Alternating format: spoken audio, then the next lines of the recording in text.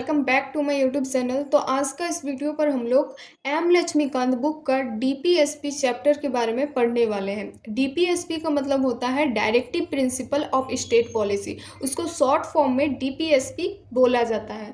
तो ये जो चैप्टर है डीपीएसपी का, ये हम अपना खुद का हैंड रिटन नोट्स से आप लोगों को पढ़ाएंगे। अगर आप लोग इंटरेस्टेड हैं और आप लोगों को अच्छा लगे मेरा बनाया हुआ नोट्स, तो आप लोग भी ये नोट्स को कॉपी कर सकते हैं, क्योंकि हम कोई भी चीज़ को छोड़े नहीं है। हर चीज़ को जो जो इम्पोर्टेंट है ना यूपीएससी एग्ज़ाम के लिए और कोई भी कॉम्पिटिटिव एग्ज़ाम के लिए, सारी चीज़ों को हम अपना नोट्स में कंबाइन करके लिखे हुए हैं, क्योंकि हम भी यूपीएससी एस्पिरेंट है और हमको पता रहता है कि कौन वाला इम्पोर्टेंट है और कौन वाला इम्पोर्टेंट नहीं है। क्योंकि हम लोगों के भी तो क्लासेस में बताया जाता है ना कि ये इम्पोर्टेंट है, ये इम्पोर्टेंट है, वो सारी चीज़ें। तो जो क्लास नोट्स है, फिर हम अपने से जो खुद का नोट्स बनाए हैं, वो सारे कंबाइन करके हम अपना खुद का हैंड रिटन नोट्स तैयार किए हैं। बहुत ही ज़्यादा हेल्पफुल वीडियो होगा आप लोगों के लिए, और साथ ही साथ ये नोट्स भी आप लोगों के लिए काफ़ी ज़्यादा हेल्पफुल होगा। अगर आप लोग चाहेंगे कि ये नोट्स का हम लोग खुद का अपना हैंड रिटन नोट्स बनाएं, आप लोग भी चाहेंगे कि नोट्स बनाएं, तो आप लोग कॉपी कर सकते हैं। तो वीडियो पर इन तक ज़रूर बने रहिएगा, और वीडियो अगर अच्छा लगे तो लाइक एंड सब्सक्राइब करना ना भूलें। तो चलिए फटाफट से जो हम लोगों का चैप्टर है डीपीएसपी, उसको स्टार्टिंग करते हैं।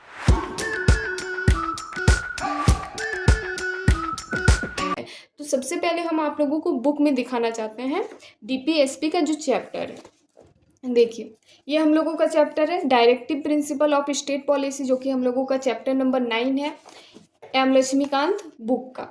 तो ये चैप्टर तो काफ़ी ज़्यादा बड़ा नहीं है, लेकिन एक वीडियो पर तो हम पूरा कंप्लीटली पढ़ा तो नहीं पाएंगे, लेकिन जितना हो सके हम अपने तरफ से कंप्लीट करेंगे, और जितना भी बचा हुआ रहेगा ना, वो नेक्स्ट वीडियो में हम कंप्लीट करते जाएंगे। ठीक है, तो आज का इस वीडियो पर देख रहे हैं हम लोग कितना दूर तक पहुंच पाएंगे, उतना तक ही हम पढ़ाएंगे, देन उसके बाद हम नेक्स्ट वीडियो पर बनाएंगे।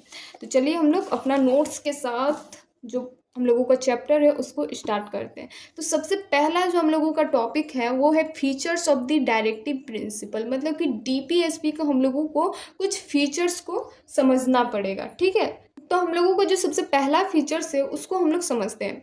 देखिए क्या लिखा हुआ है, DPSP guide state in making laws and policy.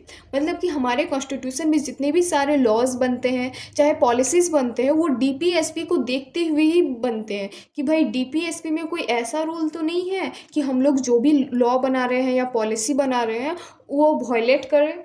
तो उसको देखते हुए हम लोगों के जो कॉन्स्टिट्यूशन मेकर्स हैं वो लॉज को और पॉलिसीज़ को बनाते हैं, डीपीएसपी को ध्यान में रखते हुए।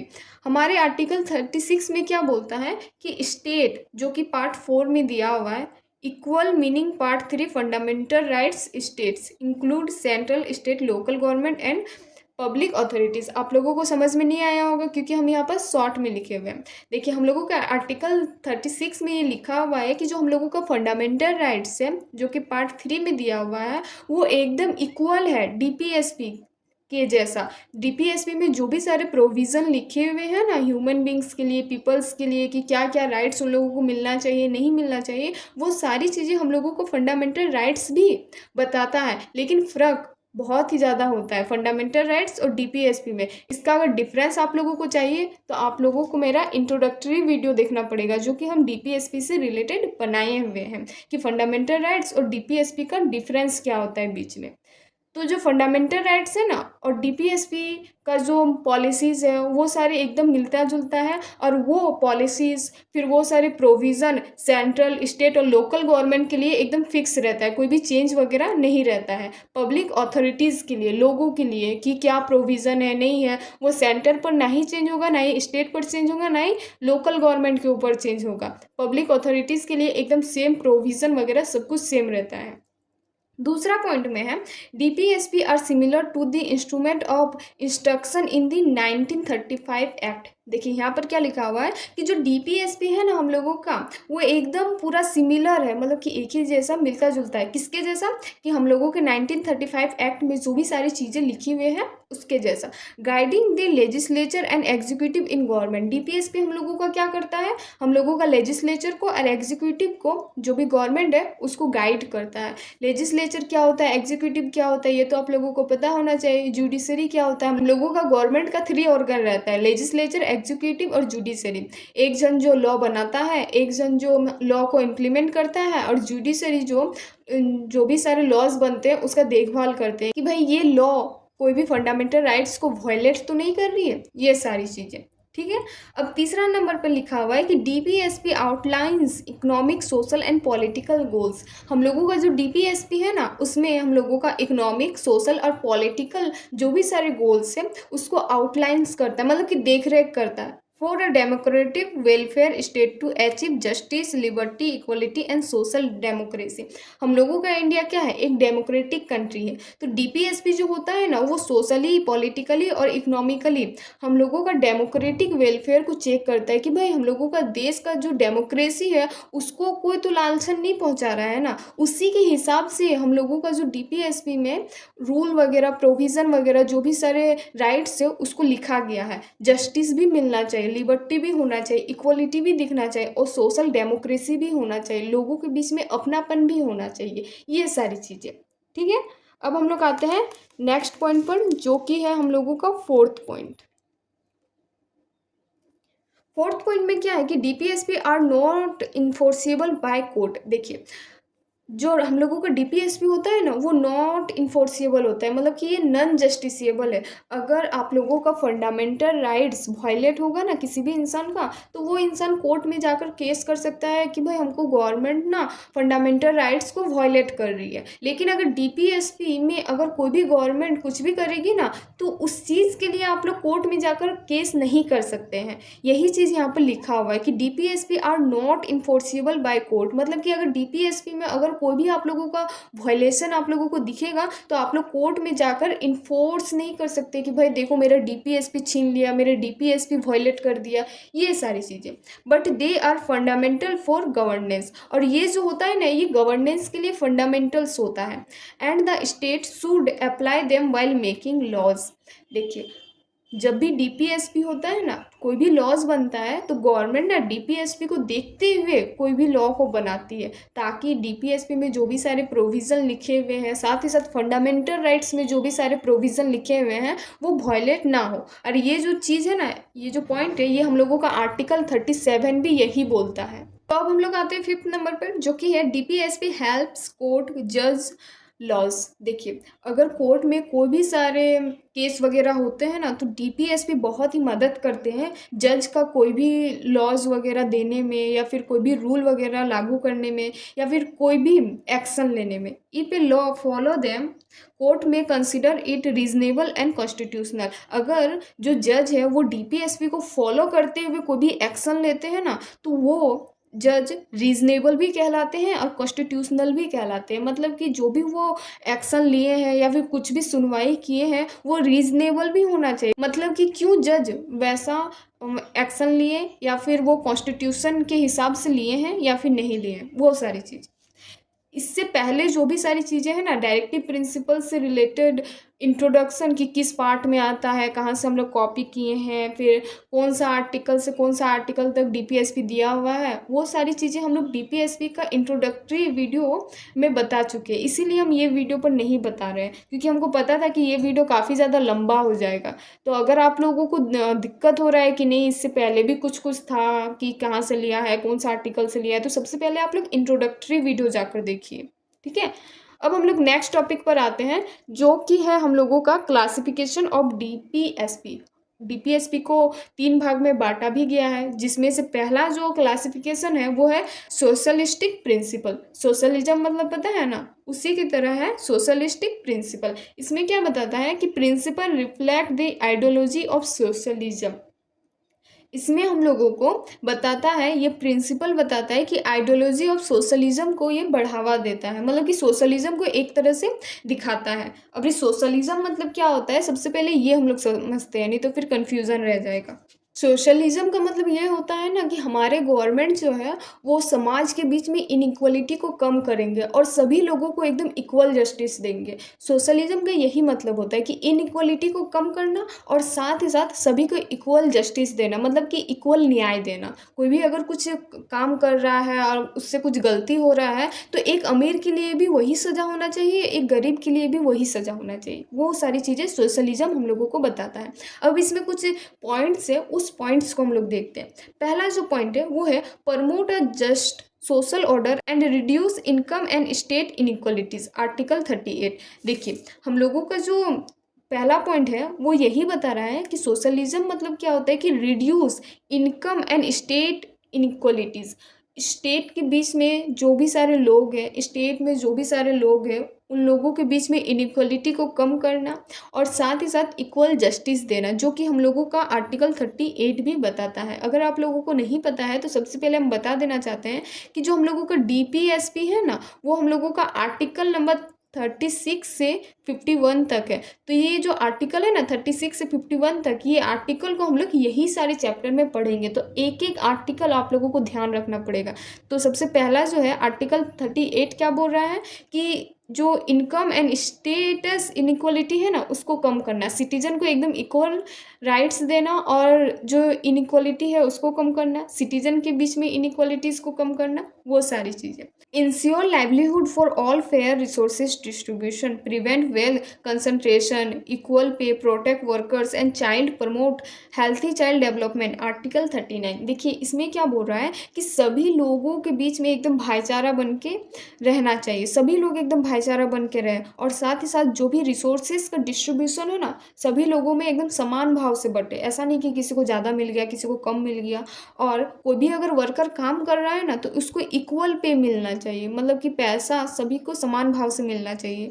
प्रोटेक्ट करना चाहिए वर्कर्स को, चिल्ड्रेंस को, प्रमोट करना चाहिए हेल्थी। हम लोगों का जो हेल्थ है वो दिन ब दिन एकदम ख़राब होते जा रहा है। अभी पहले के टाइम में कितना ज़्यादा हम लोगों का हेल्थ ठीक रहता था, लेकिन अभी कितना ज़्यादा कमज़ोर हो गया हम लोगों का हेल्थ। तो हेल्थ में ज़्यादा फोकस करना चाहिए, चिल्ड्रेन का डेवलपमेंट में टाइम देना चाहिए, कैसे डेवलप करें हम लोगों का देश, क्योंकि जो आने वाला जनरेशन है वही ना हम लोगों का देश का आगे बढ़ाएगा। तो चाइल्ड का डेवलपमेंट में ध्यान देना चाहिए। तो ये सारी चीज़ें हम लोगों का कौन आर्टिकल बोलता है, आर्टिकल 39। देखिए आर्टिकल का जो नंबर है ना वो आगे पीछे हो सकता है। आर्टिकल 38 पहले पढ़ लिए, आप लोग तो बोलेंगे कि आर्टिकल 36 से स्टार्ट हो रहा है, मतलब कि 36 से 51 तक आर्टिकल DPSP में है, तो सबसे पहले हम लोगों को आर्टिकल 36 पढ़ना चाहिए। ऐसा नहीं है। देखिए 36 हो सकता है कि हम लोग बाद में पढ़े, पहले हम लोग 38 ही पढ़ ले रहे हैं, तो उसी तरह है। तो यहाँ पर आर्टिकल 39 पढ़ लिए। अब हम लोग तीसरा पॉइंट में आते हैं, equal justice for all people, article 39A। देखिए सभी पीपुल को एकदम इक्वल जस्टिस मिलेगा, इक्वल न्याय मिलेगा। अगर कोई गलती कर रहा है, चाहे वो अमीर है गरीब है, उन लोगों को सज़ा एकदम इक्वली मिला जाएगा। वो किस में बता रहा है, 39A में लिखा हुआ है। कोई कोई आर्टिकल ना बहुत सारे पार्ट्स में भी डिवाइडेड होता है, बहुत सारे सेक्शन में भी डिवाइडेड होता है, तो 39A में ये लिखा हुआ है। उसके बाद है दूसरा पॉइंट में, ensure right to work, education and support during unemployment, sickness, old age. देखिए यहाँ पर बोल रहा है कि जो भी सारे वर्कर्स हैं उन लोगों को काम मिलना चाहिए, एजुकेशन मिलना चाहिए, साथ ही साथ अनएम्प्लॉयमेंट जो है ना, अनएम्प्लॉयमेंट को कम करना चाहिए, रोज़गार बढ़ाना चाहिए, साथ ही साथ ओल्ड एज जो लोग हैं ना उन लोगों को भी ध्यान रखना चाहिए, जो कि हम लोगों का आर्टिकल 41 में बता रहा है। फिर है ensure human work condition and maternity relief, article 42। हम लोगों का आर्टिकल 42 में क्या बता रहा है कि ह्यूमन का वर्क कंडीशन को देखना चाहिए और साथ ही साथ मैटरनिटी रिलीफ भी मिलना चाहिए, जो कि हम लोगों का आर्टिकल 42 में लिखा हुआ है। अब आप लोग पूछेंगे कि क्लासिफिकेशन ऑफ DPSP में क्या एक ही क्लासिफिकेशन है? नहीं, इसके बाद भी आप लोगों को और 2 क्लासिफिकेशन पढ़ना है, लेकिन इस तो अभी कंप्लीट नहीं हुआ है।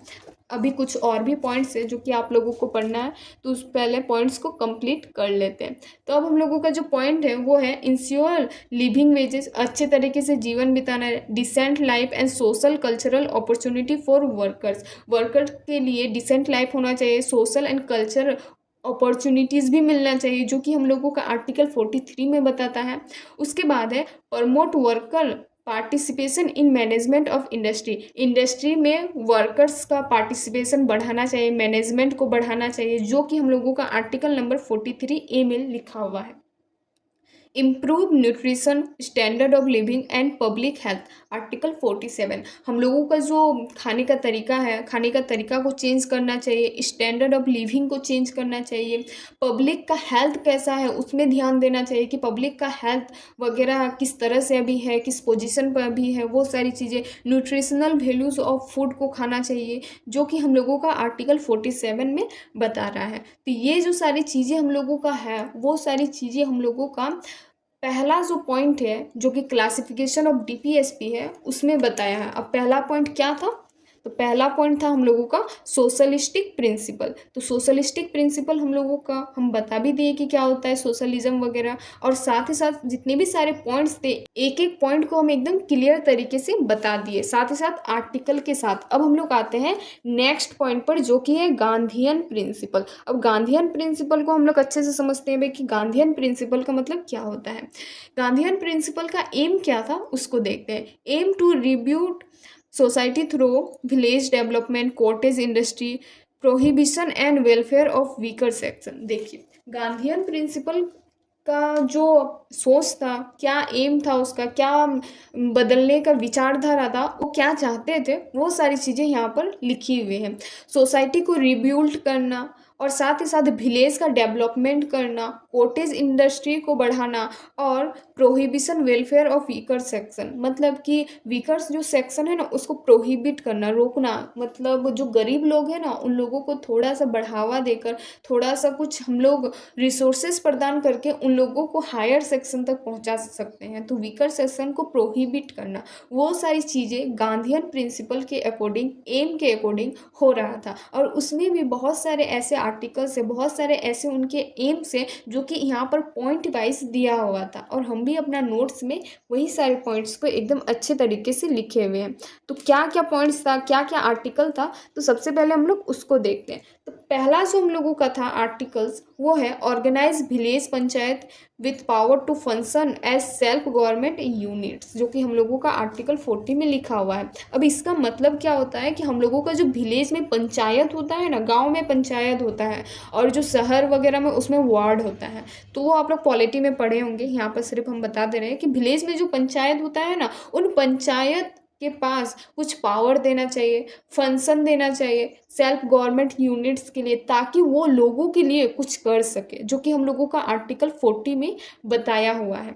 दूसरा नंबर में क्या है कि promote cottage industry in rural area on individual और कोऑपरेटिव बेसिस। देखिए कॉटेज इंडस्ट्री को प्रमोट करना चाहिए, मतलब कि बढ़ावा देना चाहिए, कहाँ पर, रूरल एरिया में, मतलब कि विलेज वाला क्षेत्र में, और इंडिविजुअल को और कोऑपरेटिव के बेसिस पर आगे बढ़ाना चाहिए, जो कि हम लोगों का आर्टिकल नंबर 43 में लिखा हुआ है। ऐसा हम लोग सिंपल समझे तो विलेज में इंडस्ट्री वगैरह को बढ़ावा देना चाहिए ताकि लोगों को रोजगार मिल सके, वो आर्टिकल 43 में लिखा हुआ है। अब तीसरा नंबर में अगर हम लोग पढ़े तो लिखा हुआ है कि encourage voluntary democratic and professional manage cooperative society. इसमें क्या बताया है कि वॉलेंट्री, डेमोक्रेटिक और प्रोफेशनली मैनेजमेंट को आगे बढ़ाना चाहिए। इंकरेज मतलब क्या, आगे बढ़ाना, कोऑपरेटिव सोसाइटी को आगे बढ़ाना चाहिए, जो कि कहाँ लिखा हुआ है, आर्टिकल 43B। देखिए बहुत सारे आर्टिकल ना बहुत सारे पार्ट में, फिर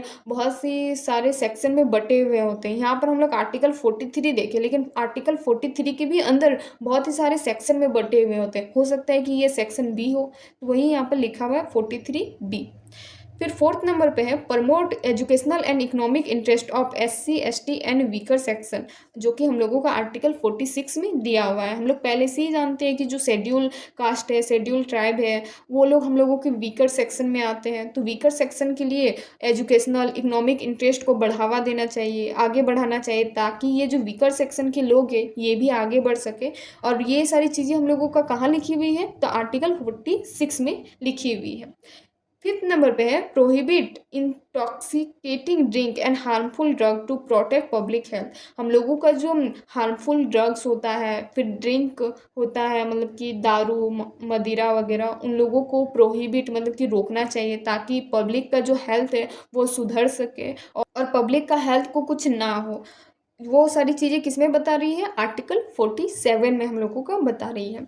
6 नंबर पर क्या बोल रहा है उसको देखते हैं। Prohibit cow slaughter and improve breed of milch and draught cattle. देखिए यहाँ पर क्या बोल रहा है कि काउ स्लजस्टर को ब्रेक करना चाहिए, मतलब कि प्रोहिबिट करना चाहिए, और इम्प्रूव करना चाहिए, मतलब कि बढ़ावा देना चाहिए। क्या देना चाहिए? Bread of milch and daughter kettles, daughter kettles को बढ़ावा देना चाहिए, ब्रेड को बढ़ावा देना चाहिए। जो हम लोगों का काव का स्लजस्टर है ना, उसको प्रोहिबिट करना चाहिए, मतलब कि रोकना चाहिए उसको। और ये हम लोगों का आर्टिकल कौन सा नंबर में आता है? तो आर्टिकल 48 में आता है। ये आर्टिकल मुझसे गलती से छूट गया था, इसलिए अभी हम इसको ऐड कर दिए।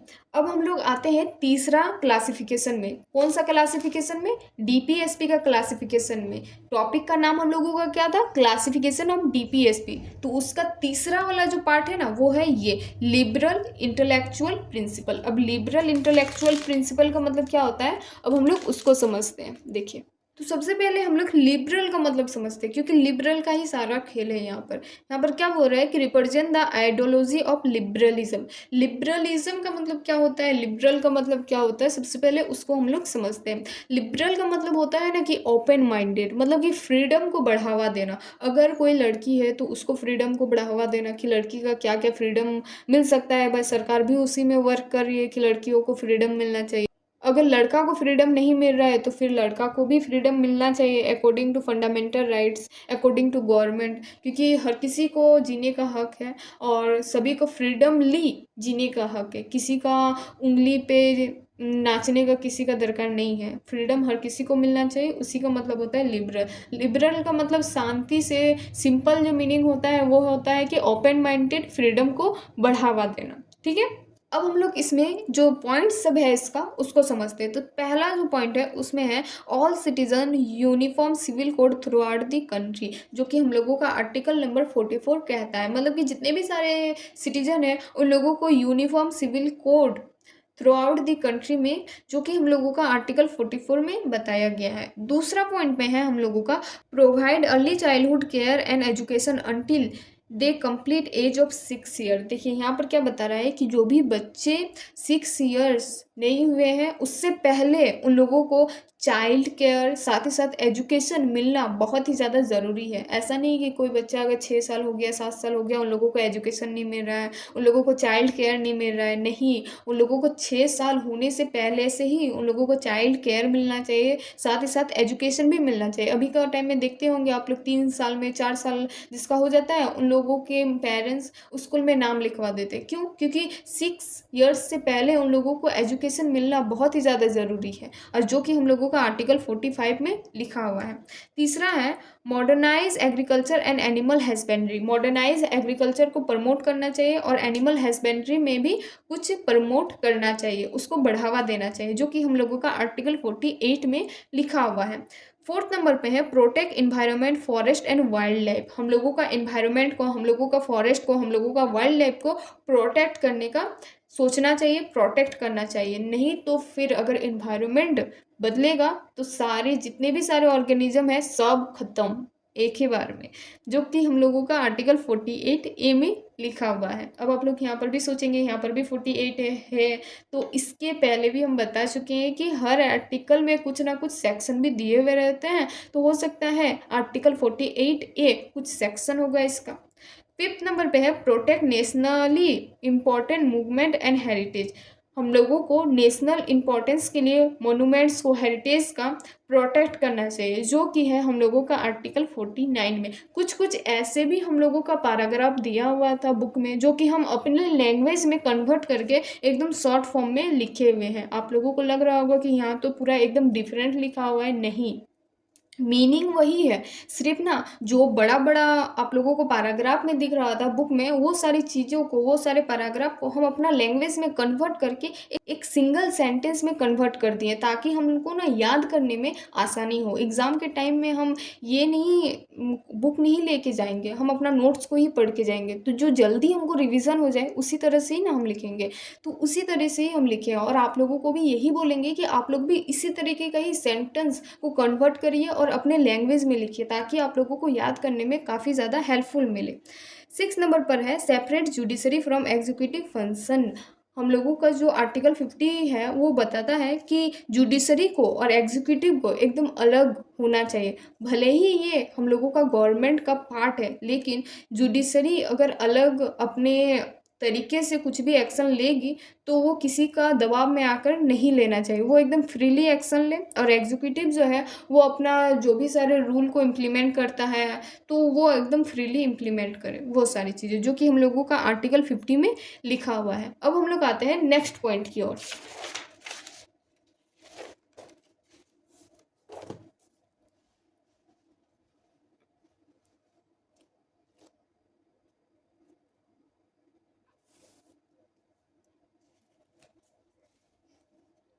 तो हम लोगों का 7th नंबर का पॉइंट क्या है कि promote international peace, respect international laws and settle dispute peacefully.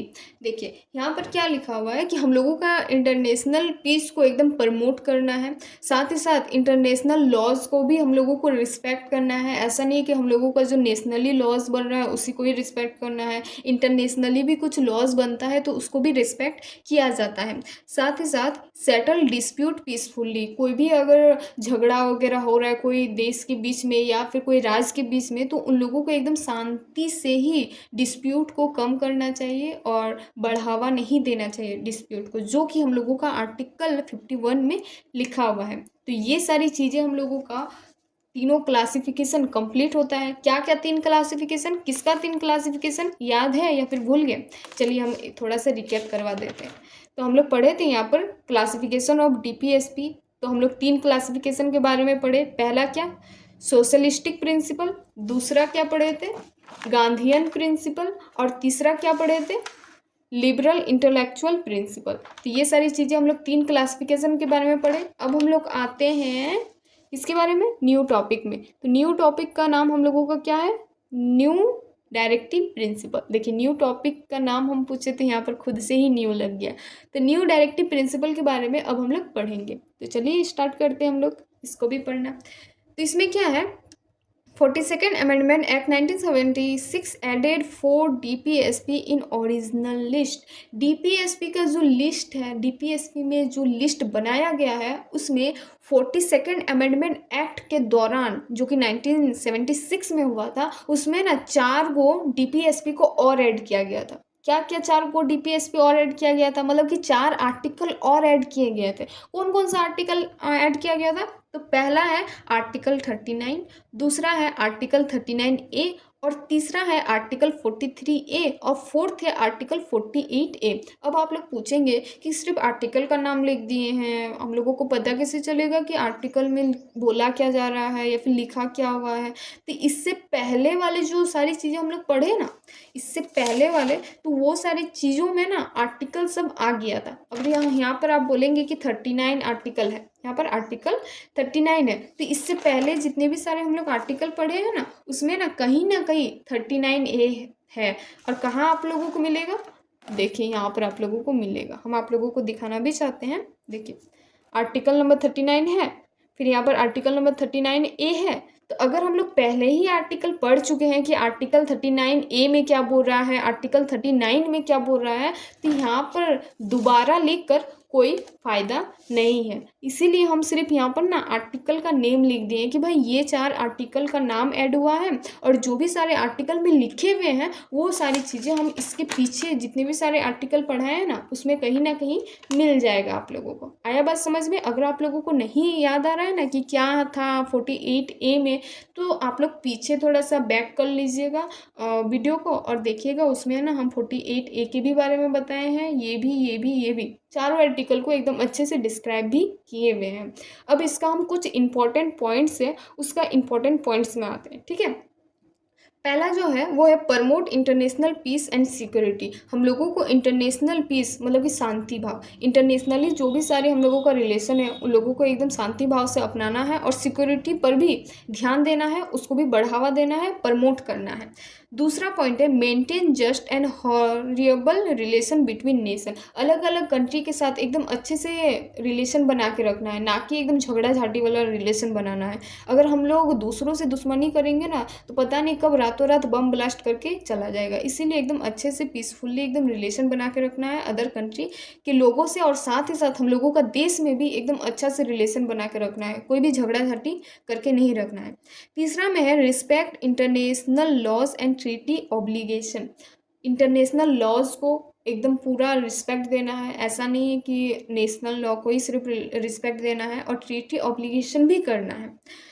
Fourth में है encourage peaceful settlement of international dispute. देखिए, इनकरेज करना है मतलब कि बढ़ावा देना है। क्या बढ़ावा देना है कि इंटरनेशनल जो डिस्प्यूट होता है, मतलब कि दो कंट्री के बीच में अगर कोई डिस्प्यूट हो रहा है, इंटरनेशनली अगर कोई झगड़ा हो रहा है, तो उसको एकदम शांति भाव से सेटल करना है, शांति भाव से सेटलमेंट करना है, मतलब कि शांत करना है, एकदम शांति भाव से शांत करना है लड़ाई झगड़ा को। ऐसा नहीं है कि पेट्रोल डाल के एकदम हदका दे रहे हैं और वो झगड़ा कर दे रहे हैं, वैसा नहीं करना है सास बहू की तरह, ठीक है। फिर है फिफ्थ पॉइंट में promote arbitration and negotiation in global conflict. Arbitration और नेगोशिएशन को भी अप्लाई करना है ग्लोबल कॉन्फ्लिक्ट्स में। ग्लोबल कॉन्फ्लिक्ट का मतलब क्या होता है कि इंटरनेशनली जो डिस्प्यूट होता है, इंटरनेशनली जो झगड़ा होता है, उसको नेगोशिएशन वगैरह को प्रमोट करना है। आ गया बात समझ में। अब हम लोग आते हैं दूसरा टॉपिक पर। दूसरा टॉपिक में क्या है उसको अब हम लोग देखते हैं। तो हम लोगों का दूसरा टॉपिक है सेंस्टेशन बिहाइंड डायरेक्टिव प्रिंसिपल। अब रे इसमें क्या है भाई, देखिए ये जो टॉपिक है ना, इसमें ना बुक में एकदम पूरा क्या बोलते हैं पैराग्राफ वाइज दे दिया है। हम आपको दिखाना भी चाहते हैं, देखिए यही टॉपिक है ना, सस्टेशन बिहाइंड डायरेक्टिव प्रिंसिपल। तो देखिए आप लोग देख सकते हैं कितना पैराग्राफ वाइज यहाँ पर दे दिया गया है। तो ये पैराग्राफ को हम पढ़ें सबसे पहले, उसके बाद जो भी सारे इंपॉर्टेंट पॉइंट्स इसमें लगे ना, वही सारे इंपॉर्टेंट पॉइंट्स हम अपना नोट्स में ऐड किए हुए हैं। सब चीज़ों को हम ऐड अगर करते रहते हैं ना, तो पता चलता है कि ये जो इतना बड़ा पैराग्राफ है ना, वो सेम टू सेम मेरा नोट्स में भी आ जाता। जो भी पैराग्राफ में इंपॉर्टेंट चीज़ें, वही सारी चीज़ें यहाँ पर हम लिखे हुए हैं। अगर आप लोग इंटरेस्टेड हैं और आलसी नहीं हैं तो प्लीज़ नोट्स बनाइए, नहीं तो फिर एग्जाम के टाइम में ये बुक को आप लोगों को पढ़ना पड़ेगा, जो कि बहुत ही बहुत ही बहुत ही बहुत ही ज़्यादा माथापेची वाला काम है, ठीक है। तो अब हम लोग पढ़ते हैं ये टॉपिक का पहला पॉइंट को, जो कि बहुत ही ज़्यादा इंपॉर्टेंट है। देखिए, BN Rao suggest dividing rights into justiciable and non justiciable. BN Rao एक हम लोगों के कॉन्स्टिट्यूशनल मेकर थे। वो उन्होंने ये बोला था कि कुछ कुछ जो राइट्स होता है ना, उन लोगों को हमको जस्टिसिएबल भी बनाना है और कुछ राइट्स को हम लोग नॉन जस्टिसिएबल भी बनाना है। मतलब कि दो पार्ट में डिवाइड करना है राइट्स को, एक जस्टिसिएबल में, एक नॉन जस्टिसिएबल में। अब जस्टिसिएबल का मतलब क्या होता है और नॉन जस्टिसिएबल का मतलब क्या होता है, उसको अब हम लोग ध्यान से समझते हैं। जस्टिसिएबल मतलब ये होता है ना कि अगर आप लोगों का कोई भी राइट्स दिया गया, फॉर एग्जाम्पल फंडामेंटल राइट्स, अगर गवर्नमेंट वो फंडामेंटल राइट्स को वायलेट करती है तो आप लोग कोर्ट में जाकर केस कर सकते हो, दैट इज कॉल्ड जस्टिसिएबल। और नॉन जस्टिसिएबल उसे कहते हैं ना कि अगर गवर्नमेंट आपको वायलेट करती है कोई भी राइट्स को, तो आप कोर्ट में जाकर उसके ऊपर केस नहीं कर सकते, that is called non justiciable. फिर दूसरा पॉइंट में है कि फंडामेंटल राइट्स आर जस्टिसिएबल, जो कि हम लोगों का पार्ट 3 में दिया हुआ है। हम लोगों का जो फंडामेंटल राइट्स है ना, वो जस्टिसिएबल है। मतलब कि गवर्नमेंट अगर हम लोगों का फंडामेंटल राइट्स को वायलेट करेगी ना, तो हम लोग कोर्ट में जाकर केस कर सकते हैं। और ये जो फंडामेंटल राइट्स है वो हम लोगों को कॉन्स्टिट्यूशन में कौन सा पार्ट में दिया हुआ है, तो पार्ट 3 में दिया हुआ है। तीसरा नंबर में है कि DPSP आर नॉन जस्टिसिएबल, और कहाँ पर दिया हुआ है, पार्ट 4 में। देखिए, DPSP जो है ना हम लोगों का नॉन जस्टिसिएबल है। अगर गवर्नमेंट DPSP को वायलेट करती है तो हम लोग कोर्ट में जाकर उसका केस नहीं कर सकते हैं। और ये जो DPSP है ये हम लोगों का कौन सा पार्ट में दिया हुआ है, तो पार्ट 4 में दिया हुआ है। और फंडामेंटल राइट्स कौन सा पार्ट में दिया हुआ है, तो पार्ट 3 में दिया हुआ है। फोर्थ नंबर पे है जो कि हम लोगों का आर्टिकल 37 भी यही बोलता है कि the Indian constitution says DPSP are fundamental in governance. इसका मतलब क्या होता है कि जो हम लोगों का कॉन्स्टिट्यूशन है ना, इंडियन कॉन्स्टिट्यूशन, ये हम लोगों को ये बोलता है कि DPSP जो है ना वो फंडामेंटली गवर्नेंस में है। मतलब कि बहुत सारे ऐसे प्रोविज़न है, ऐसे राइट्स है जो कि फंडामेंटल से मिलता जुलता है। DPSP में भी वही सारी चीज़ें लिखी हुई हैं जो कि फंडामेंटल राइट्स में लिखा हुआ है, लेकिन कुछ कुछ ही चीज़ें ऐसी हैं, हर चीज़ वहाँ पर नहीं दिया हुआ है। और फिर जस्टिसिएबल और नॉन जस्टिसिएबल भी उसमें आ जाता है। यहाँ पर फंडामेंटली इन गवर्नेंस भी लिखा हुआ है कि फंडामेंटली गवर्नेंस का भी इसमें ई रहता है, हाथ रहता है, ठीक है। फिफ्थ नंबर पे है they create a moral and political obligation on the state. ये एक मोरल और पॉलिटिकली ऑब्लिगेशन होता है स्टेट के लिए। सिक्स नंबर पे है BR Ambedkar said government can not ignore DPSP due to public accountability. BR Ambedkar हम लोगों से ये कहते हैं कि वो DPSP को इग्नोर नहीं कर सकते। किस चीज़ के लिए नहीं इग्नोर कर सकते हैं, पब्लिक अकाउंटेबिलिटी के लिए। मतलब कि पब्लिक के, जनता जनार्दन के लिए कोई भी चीज़ अगर वो करती है, कोई भी अगर लॉज वगैरह बनाती है, तो वो डीपीएसपी को इग्नोर नहीं कर सकते हैं। लेकिन यहाँ पर कुछ और भी दिया हुआ है, उसको अभी हम लोग देखते हैं। क्या दिया हुआ है कि डीपीएसपी जो होता है ना, हम लोगों का नॉन जस्टिसेबल होता है, साथ ही साथ लीगली भी नॉन इन्फोर्सेबल भी होता है। क्यों होता है ऐसा? तो उसके लिए 3 कारण दिया हुआ है, जो कि बुक में बहुत ही लंबा लंबा दिया हुआ है। तो हम अपनी लैंग्वेज में इसको कन्वर्ट किए, और पहला पॉइंट में लिखे लैक ऑफ रिसोर्सेज के कारण। दूसरा है सोशल डाइवर्सिटी एंड बैकवर्डनेस। हम लोगों का देश बहुत ही ज़्यादा वास्ट कंट्री है, और यहाँ पर बहुत ही ज़्यादा डाइवर्सिटी है। हर स्टेट में अलग अलग टाइप के मतलब नेचर के लोग रहते हैं, अलग अलग कास्ट के लोग रहते हैं, अलग अलग संस्कृति के, अलग अलग कल्चर के लोग रहते हैं। इस चीज़ की वजह से बहुत सारे लोग बैकवर्डनेस में भी जी रहे हैं। मतलब कि जैसे कि आप लोग यही देख लीजिए, SC ST वाले लोग, वो लोग कितना बैकवर्ड रहते हैं, ठीक से नौकरी वगैरह नहीं मिलता है, साथ ही साथ छुआछूत वगैरह का भी प्रॉब्लम होता है। तो वही बैकवर्डनेस भी दर्शाता है। और तीसरा नंबर पे है नीड फॉर गवर्नमेंट फ्लैक्सिबिलिटी।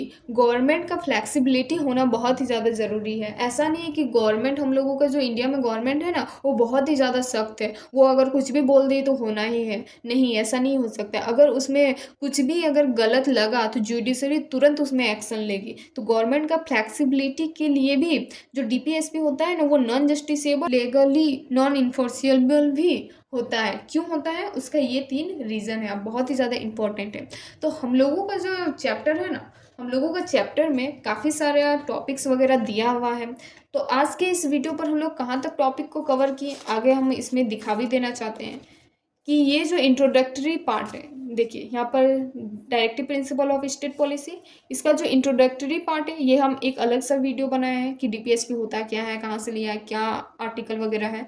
तो आज का इस वीडियो पर हम लोग कहाँ से पढ़े? Features of the directive principle, जिसमें हम 3 फीचर्स के बारे में बताए हुए हैं और कुछ इंपॉर्टेंट पॉइंट्स के भी बारे में बताए हुए हैं। Classification of the directive principle ये भी बताएं, सोशलिस्टिक प्रिंसिपल, गांधीयन प्रिंसिपल, और साथ ही साथ यहाँ पर दिया हुआ है लिबरल इंटेलेक्चुअल प्रिंसिपल। ये भी हम आप लोगों को एकदम पूरी अच्छी तरीके से आर्टिकल के साथ डिफाइन कर दिए हैं। उसके बाद हम ये टॉपिक में आए new directive principle. New directive principle में हम ये आर्टिकल्स के बारे में बात कर चुके थे इधर, इसीलिए हम ये आर्टिकल्स का सिर्फ नाम लिख दिए थे, और इसके बारे में जो इंपॉर्टेंट पॉइंट्स थे उसको हम अपना नोट्स में ऐड किए हुए थे। इसके बाद जो हम लोगों का टॉपिक था वो था सेक्सटेशन बिहाइंड डायरेक्टिव प्रिंसिपल। ये भी जो पैराग्राफ है, इसके बारे में भी हम एकदम अच्छे तरीके से यहाँ पर बताए हुए हैं। और DPSP non justiciable, legally non enforceable क्यों था, इसके बारे में यहाँ पर 3 पॉइंट लिखा हुआ है, उसको भी हम एकदम शॉर्ट में अपना लैंग्वेज में यहाँ पर लिखे हुए हैं। तो आज का ये वीडियो में हम यहाँ टॉपिक तक ही रखते हैं, जो कि ये टॉपिक तक है। इसके बाद वाला वीडियो में हम इस टॉपिक से